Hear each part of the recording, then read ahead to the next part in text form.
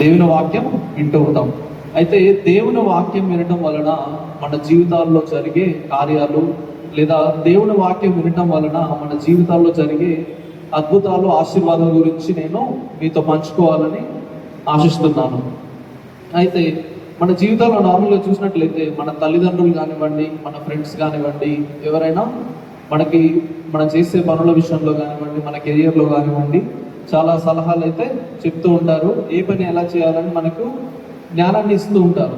అయితే దేవుడు తన ఇష్టమైన జ్ఞానాన్ని తన ప్రవక్తల చొప్పున, అలాగే దేవుడు తన యొక్క ఉన్నతమైన ప్రణాళికను ఈ యొక్క పరిశుద్ధ గ్రంథ రూపంలో 66 పుస్తకాల రూపంలో మన కొరకు పొందుపరిచి ఉన్నారు. మనము వాక్యం వింటూ ఉంటాం. ఎప్పటి నుంచో మన తల్లిదండ్రులు, తాతల నుంచి వింటున్నారు, మనము వింటున్నామని. చాలాసార్లు మనం వాక్యం విని కేవలం వినేవారంగానే ఉంటాం, కానీ మనం విని విశ్వసించే వారంగా ఉంటున్నామా లేదా?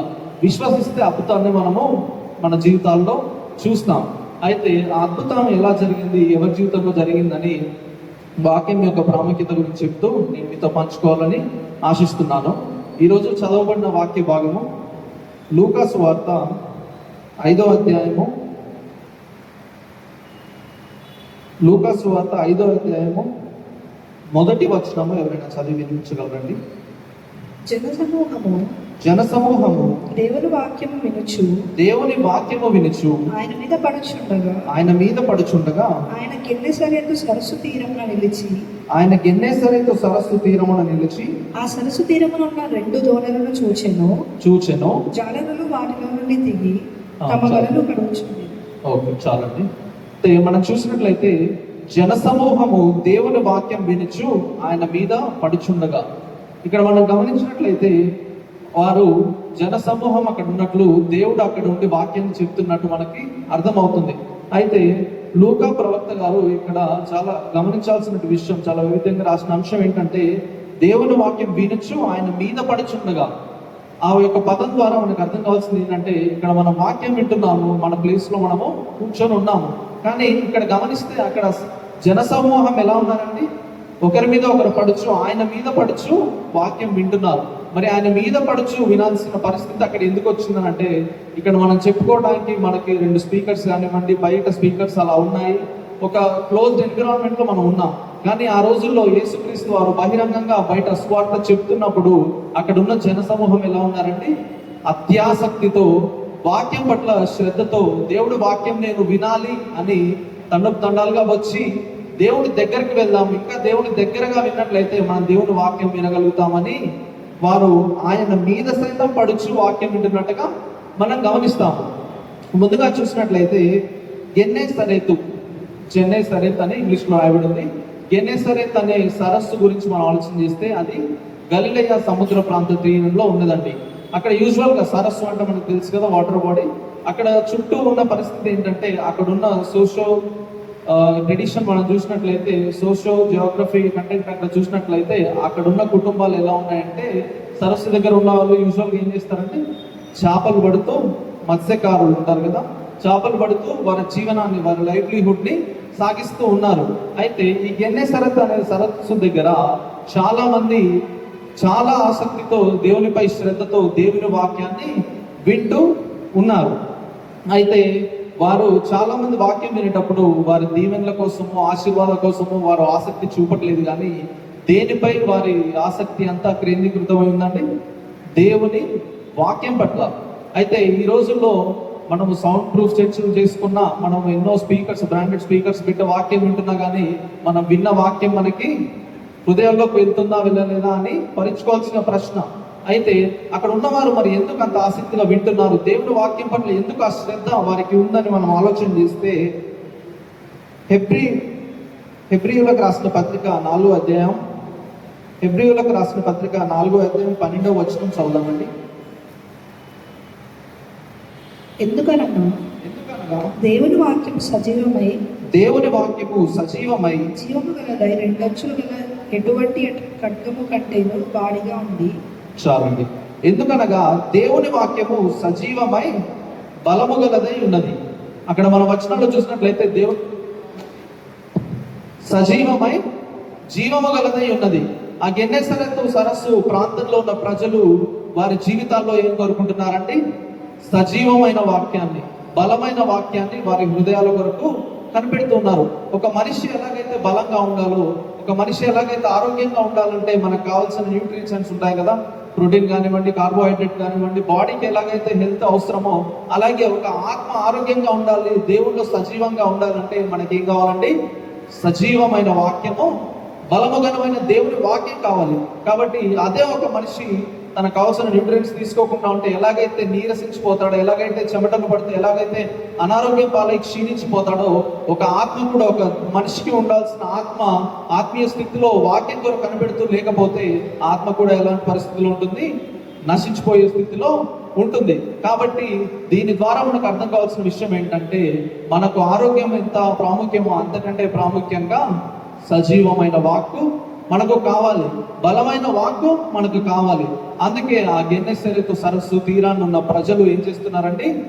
సజీవమైన వాక్యం కొరకు కనిపెడుతున్నారు, బలమైన వాక్యం కొరకు కనిపెడుతున్నారు.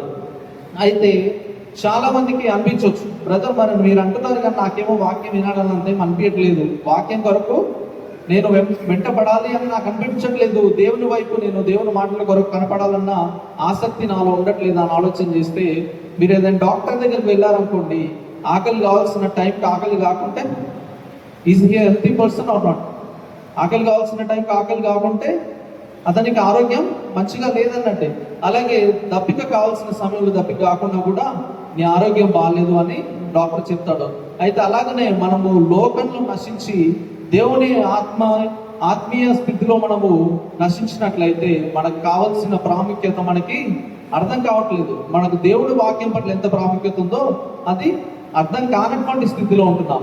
కాబట్టి మనం కూడా దేవుని వైపు ఆసక్తి చూపుతూ, దేవుని వైపు శ్రద్ధ చూపుతూ, గెన్నెసరస్సు తీరాన ఉన్న ప్రజలు ఎలాగైతే శ్రద్ధ చూపారో మనం కూడా శ్రద్ధ చూపాలి.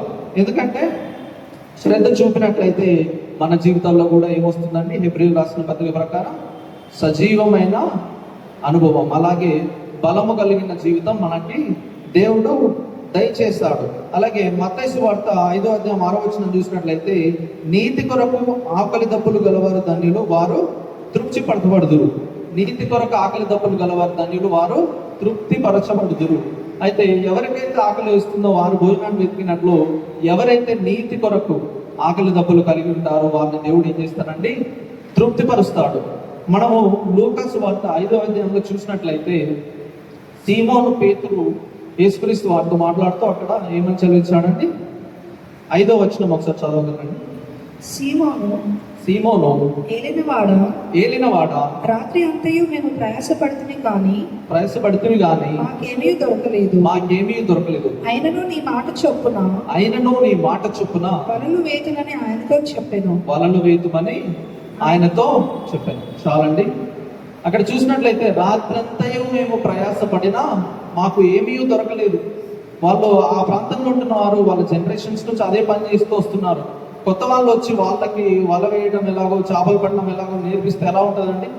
ఇప్పుడు మనమే ఒక పనిలో ప్రొఫెషనల్ అయినప్పుడు మనకి ఎదురు వాళ్ళు చెప్తే ఎలా ఉంటుంది? చాలా హాస్యాస్పదంగా మనం భావిస్తాం. కానీ రాత్రంతయు వాళ్ళు శ్రమపడినా, దేవుని వాక్యానికి వాళ్ళు అలసిపోయినా కూడా, పనిలో నిరాశ ఉన్నా కూడా వారు దేవుని వాక్యాన్ని నిర్లక్ష్యం చేయలేదు. మనం కూడా మన జీవితాల్లో పరిస్థితులు ఎట్లాంటి అయినా దేవుని వాక్యానికి లోబడి ఉంటున్నామా లేదా ఆలోచించుకోవాలి.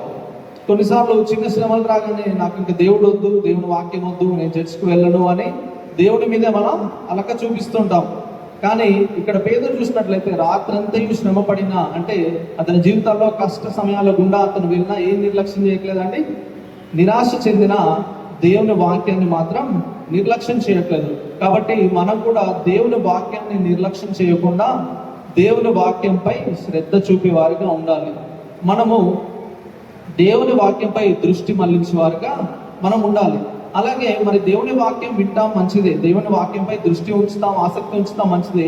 కానీ మరి కార్యం ఎలా జరుగుతుంది మనం ఆలోచించినట్లయితే, దేవుని కార్యం ఎలా జరుగుతుందని ఆలోచించినట్లయితే, రోమియోలకు రాసిన పత్రిక 10వ అధ్యాయం 17వ వచనం చదవమని. కాగా వినుట వలన విశ్వాసము కలుగును, వినుట క్రీస్తును గూర్చిన మాట వలన కలుగును. వినుట క్రీస్తును గూర్చిన మాట వలన కలుగును. చాలండి. వినుట వలన విశ్వాసము కలుగును. వినుట క్రీస్తును గూర్చిన మాట వలన కలుగును. అయితే వినుట వలన విశ్వాసము కలుగును. ఇక్కడ పేతురు కూడా తన కష్ట సమయము తను అనుభవించినప్పటికీ, అంటే రాత్రికాల సమయంలో అతను ప్రయాసపడిన ఏమీ దొరకనప్పటికీ వినుట వలన విశ్వాసము అతనికి కలిగింది. మన జీవితాల్లో కూడా మన కష్టాల్లో ఉన్నప్పుడు ఏం చేయాలంటే, మన విశ్వాసం వలన మనము రీఫ్యూయల్ చేసుకోవాలంటే ఏం చేయాలి? దేవుని వైపు చూసే వారంగా ఉండాలి. ఎందుకంటే మనం అనుకుంటాం మనుషులు బ్రతికేది కేవలం ఫైనాన్షియల్ గానో లేదంటే మనకి కావలసినవన్నీ ఉంటే మనం బ్రతుకున్నాం అనుకుంటాం. కానీ మనుష్యుడు, దేవుని వాక్యం ఏమని రాసిందండి? కేవలం మానవుడు రొట్టె వలన కాదు కానీ దేవుని నోటి నుండి వచ్చు ప్రతి మాట వలన జీవించును. దేవుని నోటి నుండి వచ్చు ప్రతి మాట వలన తను జీవించును.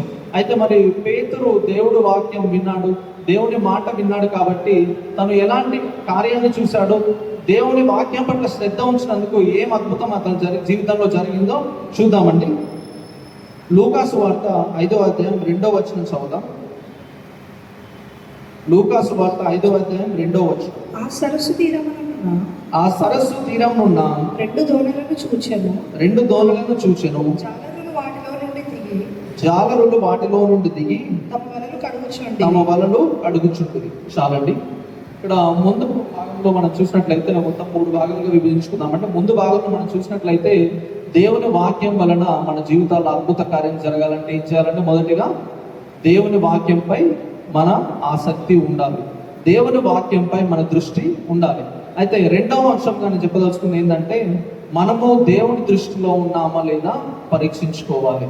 కేవలం మన దృష్టి దేవుని వాక్యంపై ఉండటమే కాదు కానీ మనము దేవుని దృష్టిలో ఉన్నామా లేదా పరీక్షించుకోవాలి. అప్పుడే దేవుని కార్యము మన జీవితంలో జరుగుతుంది. ఎందుకంటే ఇక్కడ ఉన్న వారికి ఎంతమందికి ప్రైమ్ మినిస్టర్ తెలుసండి?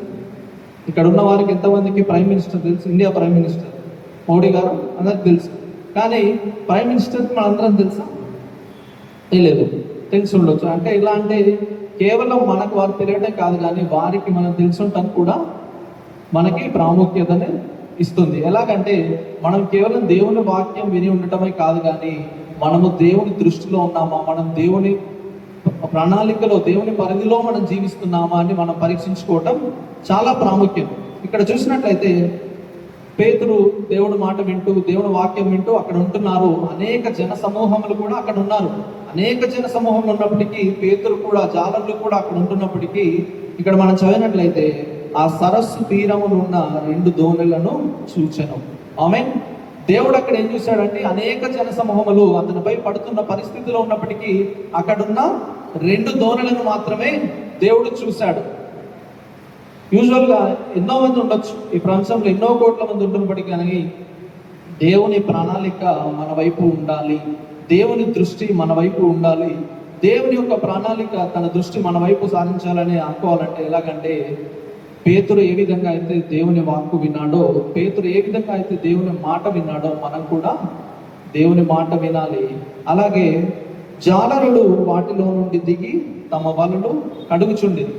సరే, మరి పేతురు గారిని చూశారు, బాగానే ఉంది బ్రదర్.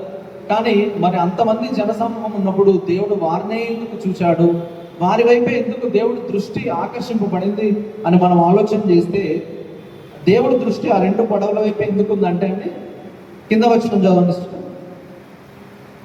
జాలరులు వాటిలో నుండి దిగి తమ వలలు కడుగుచుండేది. చాలండి. అక్కడ ఉన్న చాలా మంది జాలర్లు ఉండుండొచ్చు, కానీ విశిష్టంగా ప్రత్యేకంగా దేవుడికి అక్కడ ఏం కనిపించిందంటే, అక్కడ ఉన్న జాలర్లు, ఆ 2 దోణుల వద్ద ఉన్న జాలర్లు ఏం చేస్తున్నారండి, దిగి తమ వలలు కడుగుచున్నారు. యూజువల్గా వల అంటే ఐడియా ఉంది కదా, ఫిషింగ్ నెట్. ఏం చేస్తారు, చేపలు పట్టడానికి వెళ్ళినప్పుడు ఆ వల అనేది వేసి చేపలు దాంట్లో పట్టుకున్నప్పుడు వాళ్ళు తీసుకొని వస్తారు. అప్పటికే రాత్రి అంతయు వారు శ్రమ పడినా వారికి ఏం దక్కలేదండి, వారికి ఫలితం దక్కలేదు. అంటే వారికి వలలో చేపలు పడలేదు. అయినప్పటికీ వాళ్ళు వెళ్ళి వచ్చి దేవుడు వాక్యం వింటూ ఏం చేస్తున్నారు, వారి వలలను కడుగుచున్నారు. అంటే వారి వలలను శుభ్రపరచుకుంటున్నారు. దీంట్లో మనకు అర్థం కావాల్సింది ఏంటంటే, కేవలం వల అనే మాట కాదు కానీ వారు పనికి వెళ్ళి నిరాశ ఎదురైనప్పటికీ వారు అక్కడ ఆగిపోకుండా దేవుని మాట విన్నారు. అండ్ అలాగే వారు ఏం చేస్తున్నారు, వాళ్ళు శుభ్రం చేసుకుంటున్నారు. అదే మనమైతే అనుకోవచ్చు, కోపంతో వల కూడా విసిరివేసి ఈ రోజంతా నాకేం రాలేదు, నేను ఎందుకు దేవుడి మాట వినాలి, నేను ఇంకా ఎందుకు ఈ పని సాగించాలి, నా జీవితంలో ఎందుకు నేను దేని గుండా వెళ్ళాలని మనం ఆలోచించవచ్చు. కానీ వాళ్ళు ఏం చేస్తున్నారు, మరుక్షణమే ఆ వలను శుభ్రపరచుకుంటున్నారు. వారు వాళ్ళ దేవుని వైపు ఉండి విశ్వాసం చూపుతున్నారు కాబట్టి ఎన్నో మంది జనసమూహం అక్కడ ఉన్న దేవుని దృష్టి ఆ 2 దోణెల వైపే చూడబడింది. దేవుని దృష్టి ఆ జాలర్ల వైపే చూడబడింది. వారి వలన శుభ్రపరచుకుంటున్నారు. ఎందుకనంటే ఈ రోజు దేవుడు ఒకవేళ నన్ను దీవించుకున్నా, ఈ రోజు నాకు పని ఫలితం దక్కకున్నా, రేపు ఏం చేయాలి, మరలా వేటకు వెళ్ళాలి, మరలా చేపలు పట్టడానికి వెళ్ళాలి. చేపలు పట్టడం ఇన్ ద సెన్స్ అంటే మనము ఏ పనిలో అయితే ఉన్నామో దేవుడు మనకి ఇచ్చిన సేవ ఏదైతే ఉందో ఆ పనికి మనం మరలా తిరిగి వెళ్ళాలి. ఈ రోజు ఏదో మనం అనుకున్నట్టు ఆశించినట్టు జరగలేదని మనం మరలా నెక్స్ట్ రోజుకి అలా ఉండిపోవడానికి వీలు లేదు. దేవుడు కోరుకుంటుంది కూడా అదే. అందుకే అక్కడ సీమోను పేతురు ఏం చేస్తున్నారంటే వలలో శుభ్రం చేసుకుంటున్నారు. కాబట్టి వారు వలకు వెళ్ళినప్పటికీ వాళ్ళకి పడలేదు, వేటకు వెళ్ళినా బహుశా దాంట్లో చెత్త చెట్లు అవన్నీ ఇరుక్కొని ఉండొచ్చు. కాబట్టి వాళ్ళు ఏం చేస్తున్నారు, శుభ్రపరచుకుంటున్నారు. ఈ వల అనేది కూడా మనం ఎలా చేయాలంటే మన జీవితాల్లో మన హృదయానికి సాదృశ్యంగా ఉంది. మనం జీవితంలో చాలా కష్టపడుతున్నప్పుడు, చాలా పనులు చేస్తున్నప్పుడు మన హృదయంలో మన జీవితంలో కూడా మనకు చాలా ఎదురవుతుంటాయి. మనకు మంచి కావాలని వెళ్ళినప్పుడు మన వల్ల ఏం పడవచ్చు అంటే చెడు ఎదురవచ్చు. మనము ఆశీర్వాదం కావాలని వెతుకుతూ మనం పనిచేసినప్పుడు ఏమవ్వచ్చు, శాపము మన వలలో పడవచ్చు. మనం అలాగే మనం ప్రతిఫలం కావాలి, ఆశీర్వాదం కావాలని వెతుకున్నప్పుడు మనకి ఆ ప్రతిఫలం దక్కకపోవచ్చు. కానీ మనం ఏం చేయాలి, ఆ వచ్చిన విజయాన్ని బట్టి మనము కేవలం మనకు విజయం దక్కలేదన్న మనం దుఃఖంలో ఉండటం కాదు, కానీ మన వలలో ఏదైతే నిరాశ నిస్పృహ కలిగించే మన వస్తువు ఉందో మనం దేవుని సన్నిధిలో ఏం చేయాలండి, దేవుని మాట విని ఆ జాలర్లు ఎలాగైతే వల శుభ్రపరచుకుంటున్నారో మనం కూడా మన హృదయాలను మన జీవితాలను శుభ్రపరచుకోవాలి. మనకు సపోజ్ మన జీవితంలో అన్ని లోకానుసారమైన ఆలోచనలు, లోక సంబంధమైన ఆలోచనలు, జీవపు నమ్మవి ఇవన్నీ నిండి ఉన్నాయనుకోండి, అవన్నీ మన వలలో పెట్టుకొని మనం వల వేసి దేవుడా నాకు నీ ఆశీర్వాదం ఇవ్వు, నాకు పరిశుద్ధత ఇవ్వు, నాకు నీ తలంపులు ఇవ్వు అంటే కుదురుతుందా? అవ్వదు. ఎందుకంటే ఆ వల ఏమైందండి, పాపముతో నిండి ఉన్నది. ఆ వల ఏమైంది, శాపనార్థమైన వాటితో నిండి ఉన్నది. కాబట్టి మన వలలు ఏం చేయాలి, మన జీవిత హృదయాలను మనము శుభ్రపరచుకోవాలి. దేవుని మాట విని దేవుని దృష్టిలో మనం ఉండాలంటే ప్రియ సహోదరి సహోదరుడా, మన వలలను అంటే మన హృదయాలను మనము శుద్ధి చేసుకునే వారంగా ఉండాలి. మీరు ప్రార్థన చేస్తూ మీ జీవితాల్లో మీరు ఎదురు చూస్తున్నారేమో, ఎంతో చదువుతున్నాను నాకు జాబ్ రావట్లేదు, నేను ఆశీర్వాదం పొందట్లేదు అంటే బహుశా మన వలలను మనము పరిశుభ్రపరచుకోవాలి. మనం ఉంటున్న ప్రదేశంలో ఎలా ఉంటున్నాం, దేవుడిపై ఆధారపడుతున్నామా లేదా అని ఆలోచన చేసుకోవాలి. అలాగే కింద వచనాల్లో చూసినట్లయితే పరమగీతములు 2వ అధ్యాయం 2వ వచనంలో చూసినట్లయితే అండి, నేనే చదువుతాను, సమయం లేదు కదా. పరమగీతములు 2:2 చూసినట్లయితే బలురక్కసి చెట్లలో పద్మము వంటి దానను, బలురక్కసి చెట్లలో పద్మం వంటి దానను అక్కడ రాయబడి ఉంది. అయితే ఎంతో మంది జనసమూహం ఉన్నా అంటే బలురక్కసి చెట్లు ఉన్న ఈ ప్రపంచంలో పద్మము వల్లే దేవుని దృష్టి మన వైపు ఉండాలంటే మనం ఏం చేయాలండి, దేవుని మాట వింటూ మన వలలను మనము శుభ్రం చేసుకోవాలి. బహుశా పేతురు గారు ఆ రాత్రి నాకు ఏమీ దక్కలేదని నిరాశతో వచ్చి ఆ వల అక్కడ పడేసి మనలాగా ఇంటికి వెళ్ళిపోయి ఉంటే దేవుడు తర్వాత అనే వద్దకు వచ్చి దా పేతురు నువ్వు వెళ్ళి ఇప్పుడు వేటకెళ్ళి నీకు చేపలు పడతాయని చెప్పినట్లయితే అతను శుభ్రపరచుకోకుంటే అతనికి ఆశీర్వాదం దక్కుతుందా అండి? లేదు. ఎందుకంటే అతను ఆ చెత్త అంతా శుభ్రం చేసుకోకుండా అలాగుంటే దేవుడు అతన్ని దీవించే ఆస్కారం లేదు. కాబట్టి మనం కూడా దేవుని యందు ఉంటూ కేవలం మనకు ఎదురైన దుఃఖాన్ని బట్టి ఆగిపోకుండా దేవుని మాట విని ఏం చేయాలి, మన హృదయాన్ని ఎప్పటికప్పుడు పరిశుభ్రం పరచుకోవాలి. దానికి ఉదాహరణ మనం బైబిల్లో చూసినట్లయితే యోసేపు మనందరికి తెలుసు కదండి, మనం సండే స్కూల్ ఉన్నప్పటి నుంచి వింటున్నాం. యోసేపు జీవితంలో ఏమైంది, వారి అన్నదమ్ములే వారిని విడనారారు. ఎంతో కష్టమైన సమయంలో ఉంటున్నప్పటికీ యోసేపు ఏం చేశాడండి, ఒక ప్రిజనర్ నుంచి యోసేపు రాజుగా దేవుడు నిలబెట్టుకున్నాడు. ఒక ప్రైమ్ మినిస్టర్గా అంటే ఆ రోజుల్లో ఒక ప్రైమ్ మినిస్టర్గా దేవుడు నిలబెట్టుకున్నాడు. కానీ యోసేపు జీవితం వెనుక మనం చూసినట్లయితే హీ ఫేస్డ్ బిట్రేయల్, అంటే వాళ్ళ అన్నదమ్ముల నుంచి విన్నాడబడ్డాడు. అండ్ అలాగే ఎన్నో కష్టాల గుండా ఇరుకుల గుండా వెళ్ళినప్పుడు యోసేపు ఏం చేసుకున్నాడు, 13 సంవత్సరాలు తన కష్టంలో ఉన్నప్పటికీ 13 సంవత్సరాలు ఏం చేస్తా ఉన్నాడు, స్ట్రగ్లింగ్ అంటే 13 సంవత్సరాలు తన వలలను శుభ్రపరచుకుంటూ ఉన్నాడు. దేవుని సన్నిధిలో 13 సంవత్సరాలు వలను శుభ్రపరచుకుంటూ ఉంటూ ఒక రోజున రాజుగా నియమించబడ్డాడు. అలాగే మనం చూసినట్లయితే మోషే సైతము దేవుని ప్రజలను 40 సంవత్సరాలు, 1 సంవత్సరము 2 సంవత్సరాలు 3 సంవత్సరాలు కాదండి, బహుశా మనలాంటి వాళ్ళైతే ఒక 3-4 సంవత్సరాలు నడిపించి, ఇన్ని సంవత్సరాలు నడిపించిన వారికి విశ్వాసత లేదని అక్కడే పని వదిలేసి మనం వెళ్ళిపోయేవాళ్ళమేమో. కానీ దేవుని మాట వింటూ ఎలాగైతే దేవుని వాక్యంపై దృష్టి ఉంచి దేవుని దృష్టిలో మోషే నడుచుకున్నాడో 40 సంవత్సరాలు నిరంతరంగా తన వలలను శుభ్రపరచుకుంటూ తన పనిలో కష్టపడుతూ ఒక రోజున ఏం చేశాడు, దేవుడి యొక్క విజయం పొందుకున్నాడు. అలాగే దావీదు, పేతురు సైతం, దావీదు కూడా ఇలాగనే దేవుని యొక్క ఉంటూ ఆశీర్వాదం పొందుకున్నాడు. పేతురు కూడా ఇలాగనే తన వలలను శుభ్రపరచుకుంటూ, అంటే తనకిచ్చిన జీవనోపాధిని, తనకిచ్చిన జీవితాన్ని యేసయ్య కొరకు ఎప్పటికప్పుడు పరిశుభ్రపరచుకుంటూ, పాపం లేకుండా పరిశుద్ధతతో పరిశుభ్రపరచుకుంటూ దేవుని కొరకు పాటుపడ్డాడు. అందుకే వీరందరూ ఒకానొక సమయానికి వచ్చేసరికి దేవుడు ఏం చేశాడండి, నిలబెట్టుకొని దీవించబడ్డాడు. అయితే అలాంటి వల శుభ్రపరచుకునే తరుణం మన జీవితంలో కూడా రావాలంటే 2 తిమోతి చూద్దామండి. 2 తిమోతి 2వ అధ్యాయం 21వ వచనం. ఎవడైనను వీటిలో చేరక తన్ను తాను పవిత్రపరచుకొని ఎడల వాడు పరిశుద్ధపరచబడి యజమానుడు వాడుకున్నటకు అర్హమై ప్రతి సత్కార్యమునకు సిద్ధపరచబడి ఘనత నిమిత్తమైన పాత్రయై ఉండును. చాలండి, ఘనత నిమిత్తమైన పాత్రయడు ఉండును.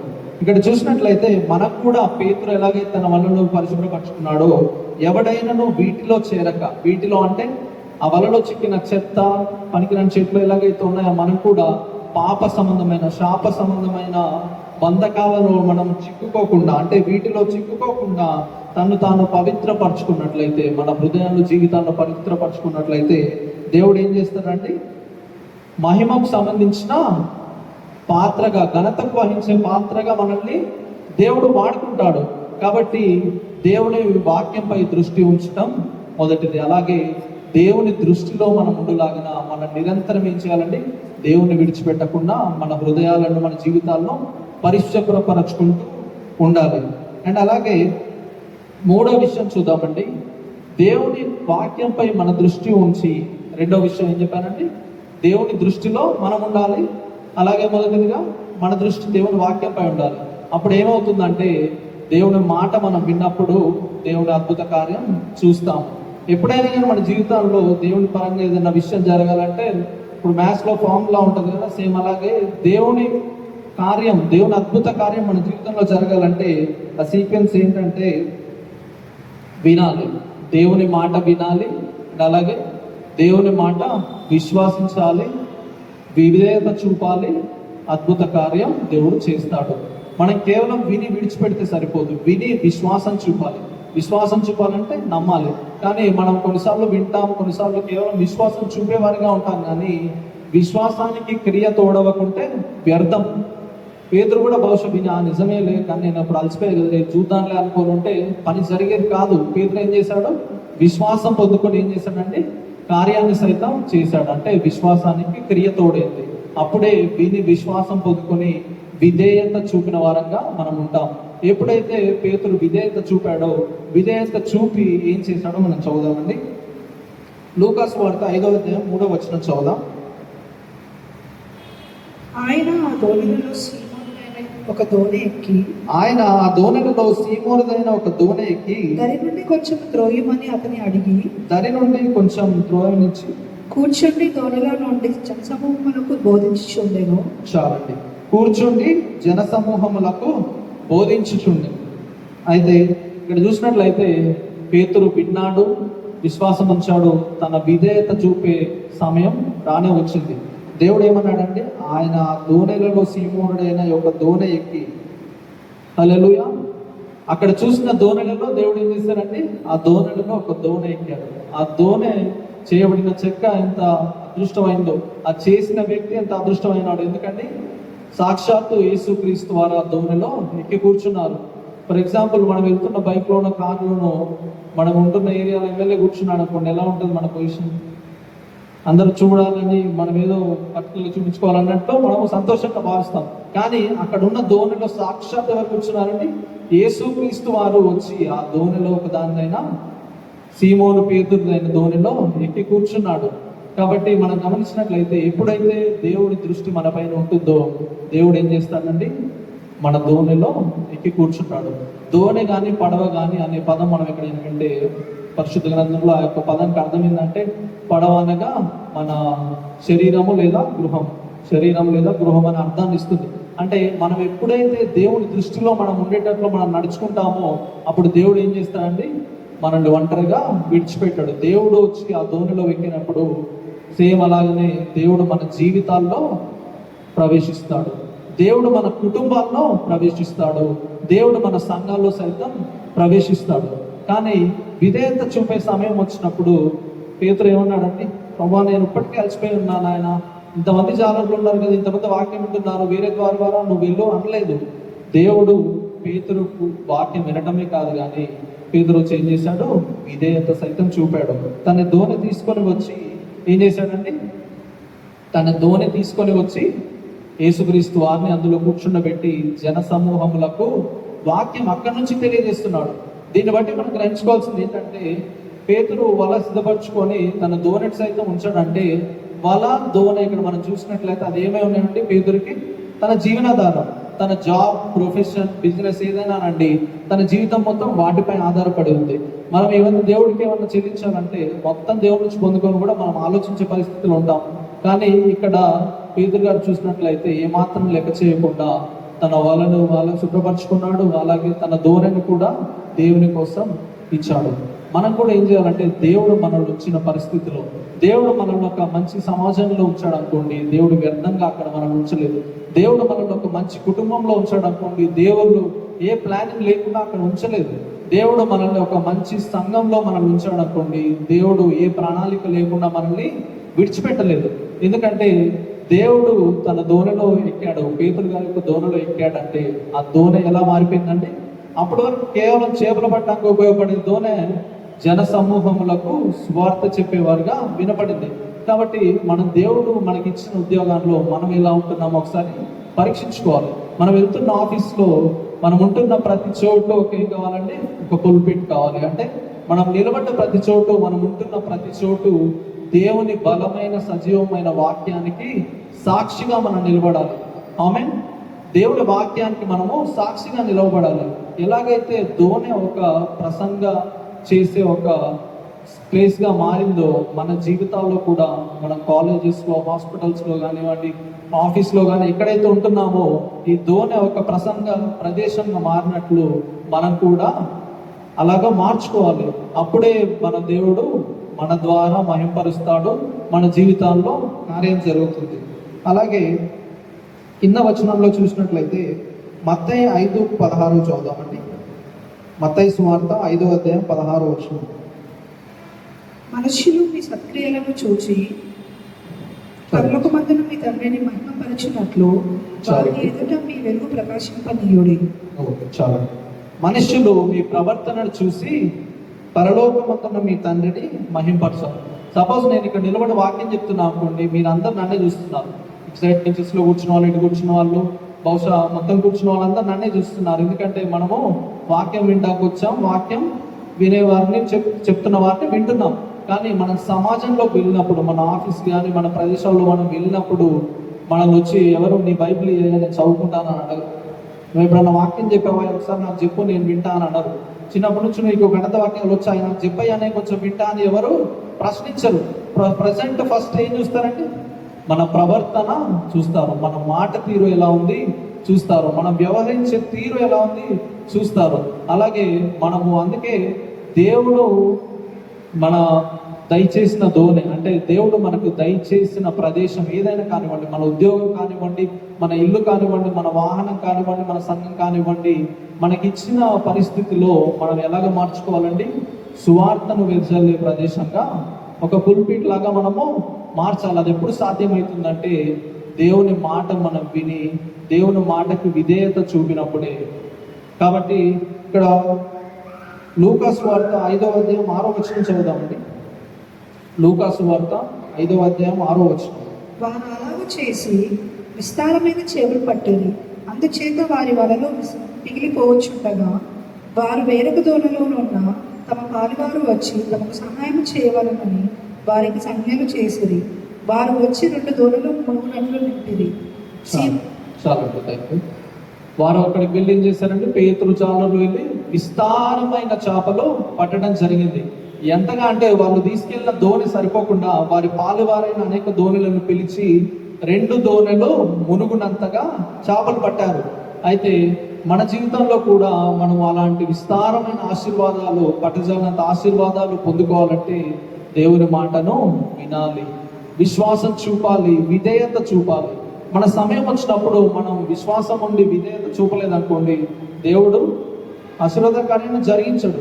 ఎందుకంటే ఈ సీక్వెన్స్లో ఏది మిస్ అయినా కానీ దేవుడు కార్యాన్ని మనం చూడలేము. దేవుని మాట వినాలి, విశ్వాసం చూపాలి, విధేయత చూపాలి. మన తరుణం వచ్చినప్పుడు, మన సమయాన్ని దేవుడు మనం ముందుంచినప్పుడు మనందరికీ తెలుసులేదు అంటే మనం ఎలాగైతే ఒక సీసీటీవీ మనల్ని చూస్తూ ఉంటుందో మన దేవుడు కూడా మనల్ని నిరంతరం చూస్తూ ఉంటాడు. ఏమనంటే నా బిడ్డను నేను ఈ ప్రపంచంలో ఉంచాను, పలాని గ్రామంలో ప్రాణ సంఘంలో ఉంచాను, ఈ బిడ్డను ఎప్పుడు నేను వాడుకోవచ్చు, ఎప్పుడు ఈ తరుణం వాడుకునే తరుణం నేను వస్తుంది అని దేవుడు మన తండ్రి ఎప్పుడు గమనిస్తూ ఉంటాడు. కాబట్టి మనం ఎప్పుడు దేవుని దృష్టిలో ఉంటున్నాం. కాబట్టి మన విధేయత చూపే సమయం మన ముందు ఉన్నప్పుడు విధేయత చూపాలి. అప్పుడే పట్టజాలని ఆశీర్వాదం, పట్టజాలంత చేపలు పేతురు పట్టినట్లుగా మన గిన్నె కూడా నిండిపోగలే అనుభవం మన దేవుడు దయచేస్తాడు. అలాగే మనం ఉంటున్న ప్రదేశాల్లో మనం ఎలాగైతే దేవుడికి సాక్షిగా ఉంటున్నామో మనం గమనించినట్లయితే యోసేపు కూడా ప్రధానమంత్రిగా ఒక ఉన్నత రాజు లాంటి పరిస్థితిలో దేవుడు ఉంచాడు. మరి దేవుడు ఊరికనే రాజు చేయాలంటే డైరెక్ట్గా రాజు చేయొచ్చు కదండి. కానీ ఎందుకంటే మనల్ని మనము పరిశుభ్రపరచుకోవాలి. వీటిలో చేరకుండా అని బైబిల్ వాక్యంలో ఉన్నట్లు వీటిలో చేరకుండా, పాపపు సంబంధం వాటిలో చేరకుండా మనల్ని మనం పరిశుభ్రపరచుకుంటూ మన జీవితం మన వలన పరిశుభ్రపరచుకున్నప్పుడే దేవుడు అలాంటి ఒక పరిస్థితిలో ఉంచుతాడు. అలా ఉన్నప్పుడు ఏం జరిగిద్దంటే కేవలం ఓన్లీ మనం ఓకే ఈరోజు తిన్నామా, మంచి బట్టలు కొనుక్కున్నామా, ఉంటున్నామా అన్నట్టు ఉండదు. మన వరకు మనం జీవిస్తున్నామా అన్నట్టు ఉండదు. అక్కడ అనుభవం ఎలా ఉందంటే చేపలు పెట్టినప్పుడు విస్తారంగా వారి పాలువారి దోణులు సైతం 2 దోణులు మునిగేటట్లుగా పట్టారు. అలాగే యోసేపును దేవుడు దీవిస్తే కూడా ఎలా ఉందంటే యోసేపు సరే ఈరోజు తిన్నానులే, నాకు ఎవరు లేదు కదా, నేను ఏదో చేసుకొని ఉంటున్నాను, కుటుంబం లేకున్నా నా జీవనం దేవుడు సాగిస్తున్నాడు అన్న పరిస్థితి లేదు. ఎలా ఉంచాడంటే ఒక రాజుగా కరువు పరిస్థితి వచ్చినప్పుడు, దేశం అంతా కరువు పరిస్థితిలో ఉన్నప్పుడు ఆ దేశ జనాభా మొత్తం, దేశ జనాలంతా యోసేపు చేతిలో పెట్టి వారికి అన్నం పెట్టేవారుగా, వీరు మోసం చేసిన వారిని సైతం దేవుడు వారికి అన్నం పెట్టేవాడుగా అలాంటి హస్తాలను, అలాంటి స్థితిని యోసేపుకి దయచేశాడు. కాబట్టి మనం ఎలా ఉండాలంటే దేవుని పట్ల విధేయత చూపి దేవుని కార్యాన్ని మనం చేసినట్లయితే ఖచ్చితంగా మన గిన్నె కూడా నిండిపోగలే అనుభవాన్ని దేవుడు మనకు దయచేస్తాడు. కాబట్టి మనము ఆలోచించుకోవాల్సింది ఏంటంటే ఎలాగైతే దేవుడు యోసేపుని తన ప్రజల్ని కరువు నుంచి రక్షించడానికి ఒక తరుణం ద్వారా వాడుకొని నిలబెట్టుకున్నాడో, అలాగే ఊదా రంగు అమ్మే స్త్రీ లూదియా అని ఒక స్త్రీ బైబిల్లో ఉంది కదండి, తను కూడా దేవుని పరిచర్య కొరకు దేవుని కొరకు పాటుపడినప్పుడు ఏమైందంటే చివరి వచనంలో మనం చూసినట్లయితే తన ఇల్లు సైతం ఒక ప్రధాన సంఘాల్లో ఒక సంఘంగా మార్చబడింది. కాబట్టి అలాగే ఈ రోజుల్లో మనందరం ప్రార్థించాల్సింది ఏంటంటే దేవుడా, ఇప్పటి నుంచి కేవలం నీ మాట విన్నానేమో, నేను ఇప్పటి నుంచి నీ మాట విని కేవలం వినేవాడిగా కాదు కానీ విశ్వాసం చూపుతాను, కేవలం విశ్వాసం చూపేవారిగా కాదు కానీ విధేయత చూపుతాను. విధేయత చూపాలంటే ఏం చేయాలంటే దేవుడు మనకిచ్చిన సమయంలో, దేవుడు మనకిచ్చిన తరుణంలో మనం పనిచేసే వారంగా ఉండాలి. కాబట్టి మన వలలను దేవుని సన్నిధిలో మనం వచ్చినప్పుడు శుభ్రపరచుకుంటూ, మన జీవితాలను శుభ్రపరచుకుంటూ, దేవుని తరుణం వచ్చినప్పుడు, దేవుడు తన తరుణాన్ని మన ఎదుట ఉంచినప్పుడు మన వలన వెళ్దాం, మనం అలాగే ఆశీర్వాదాన్ని పొందుకుందాం. కళ్ళు మూసుకున్నట్లయితే అందరం ప్రార్థించుకుందామండి. ప్రేమగల తండ్రి, జీవగల దేవ, మన తండ్రి ప్రభా, ఇప్పుడు కొరకు మాతో వాక్యం ద్వారా మాట్లాడిన విధానం బట్టి స్తోత్రాలు తండ్రి. అవునేసయ్యా, మా హృదయంలో మా జీవితాల్లో తండ్రి ప్రభా మీకు అసహ్యకరమైనవి తండ్రి మేము పెట్టుకోండి తండ్రి ప్రభా, మేము శుభ్రపరచుకోవట్లేదు, మమ్మల్ని క్షమించండి తండ్రి. అవునేసయ్యా, ఆ యొక్క వాళ్ళలాంటి ప్రభా హృదయాలను మీ సన్నిధిలో పెడుతున్నాం తండ్రి, వాటిని శుభ్రపరచండి ప్రభా, మేము శుభ్రపరచుకునే వారిగా ఉంచండి తండ్రి. అవునేసయ్యా, పేతురు ఏ విధంగా అయితే ప్రభా మీ మాట విని విశ్వసించి ప్రభా విధేయత చూపి అద్భుత కార్యాన్ని చూశాడు తండ్రి. మా జీవితాల్లో కూడా ప్రభా మేము మీ మాట వినులాగన, విశ్వాసం చూపులాగిన ప్రభా, విధేయత ప్రదర్శించలాగిన ప్రభా, మీ యొక్క అద్భుత కార్యాన్ని పొందుకొని ప్రభావం సాక్ష్యం చెప్పే వారిని ఉంచండి. అలాగనే తండ్రి ప్రభా మమ్మల్ని మేము ప్రభా తగ్గించుకొని ప్రభా మేము కాదు ప్రభా జీవించేది మా జీవితాల్లో తండ్రి ప్రభా మీరు ప్రవేశించండి తండ్రి. మా యొక్క కుటుంబంలో, మా యొక్క సంఘంలో తండ్రి ప్రభా, మేము పనిచేస్తున్న ప్రదేశాల్లో, మేము చదువుకుంటున్న ప్రదేశాల్లో ప్రభా, మేము ఎక్కడికి వెళ్ళను ప్రభా, పేతురు గారి యొక్క ధోనిలో ప్రవేశించినట్లు మీరు ప్రవేశించండి. మీ సన్నిధిని మాకు తోడుగా ఉంచండి ప్రభా. అలాంటి అనుభవాన్ని మాకు దయచేస్తుంది ప్రభా. పేతురుని వాడుకున్నట్టు మమ్మల్ని వాడుకుని ప్రభా మీ యొక్క శాంతి సమాధానం సన్నిధి మాకు దయచేయండి తండ్రి. అలాగే తండ్రి ప్రభా మీ వాక్యం కేవలం ప్రభా మాకు జ్ఞానాన్ని కాదు కానీ తండ్రి ప్రభా, కేవలం ఇన్ఫర్మేషన్ కాదు కానీ తండ్రి ప్రభా మా జీవితాల్లో ట్రాన్స్ఫర్మేషన్ తెచ్చులాగా ప్రభా మార్చండి తండ్రి. అలాగే ప్రభా ఈ యొక్క వాక్యం ప్రభా మా యొక్క హృదయాల్లో స్థిరపరిచి బలపరిచి మా జీవితాల్లో కనపరచమని రానయ్య యేసుక్రీస్తు పేరిట మేము ప్రార్థించి బతిమలాడి వేడుకుంటున్నాము తండ్రి. ఆమేన్. మరి ఒకసారి ఈ అవకాశాన్ని ఇచ్చినందుకు దేవుని స్తుతిస్తూ, అలాగే కమిటీ వారికి, అలాగే యూత్ కమిటీ వారికి, సంఘ కాపరి గారికి మీ అందరికీ హృదయపూర్వక వందనాలు తెలియజేస్తున్నానండి. Thank you.